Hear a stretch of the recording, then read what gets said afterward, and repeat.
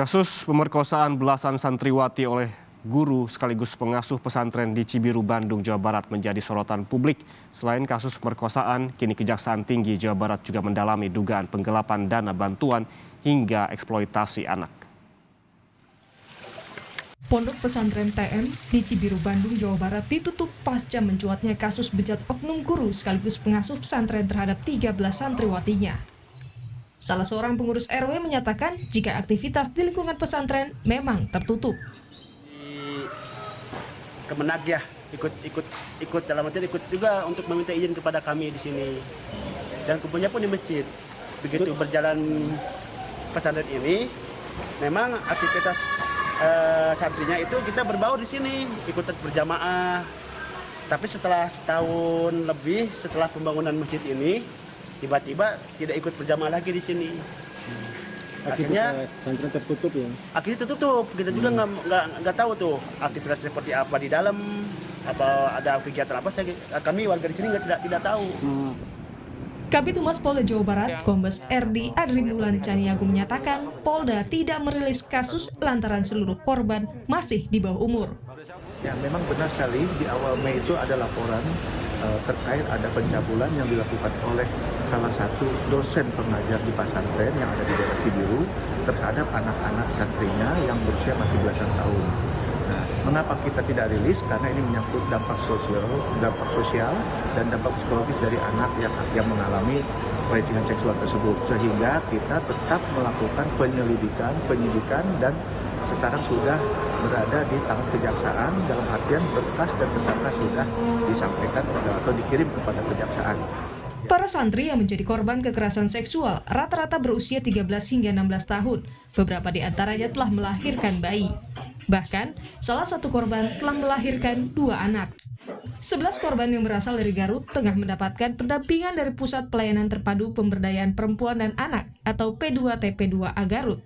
Korban dan keluarga kini masih dalam pengawasan lantaran trauma yang dialami serta pendampingan korban yang juga menjadi saksi di persidangan. Semua dari kita. Jadi 8, 1 sampai ada 2 anak. Nah ini tapi dari semua sekarang selama 6 bulan semua sudah lahir.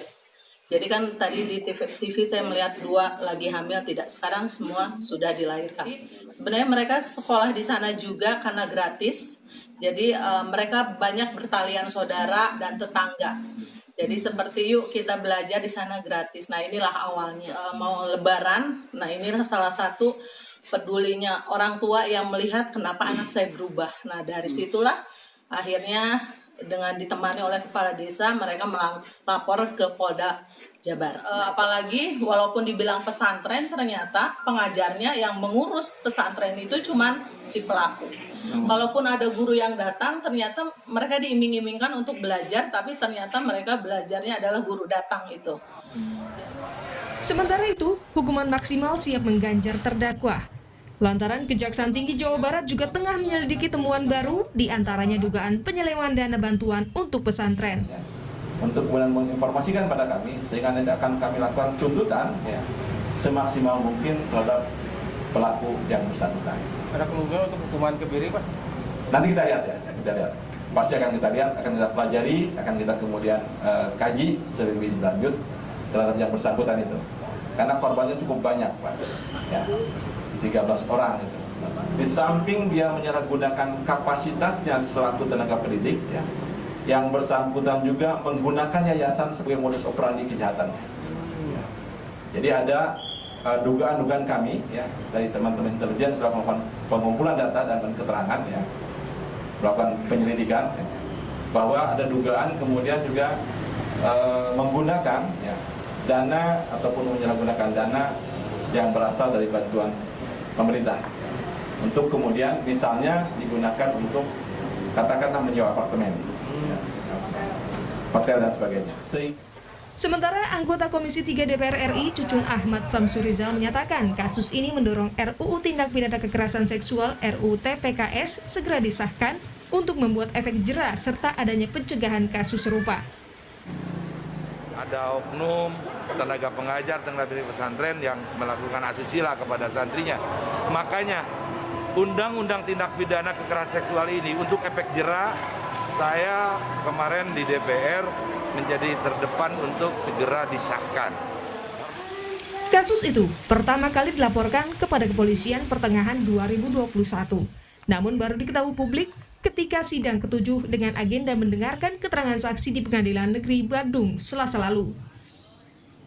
Terdakwa HW, pengajar yang juga pemilik dan pengurus pondok pesantren TM, dituduh telah melakukan pemerkosaan terhadap 13 santri di bawah umur.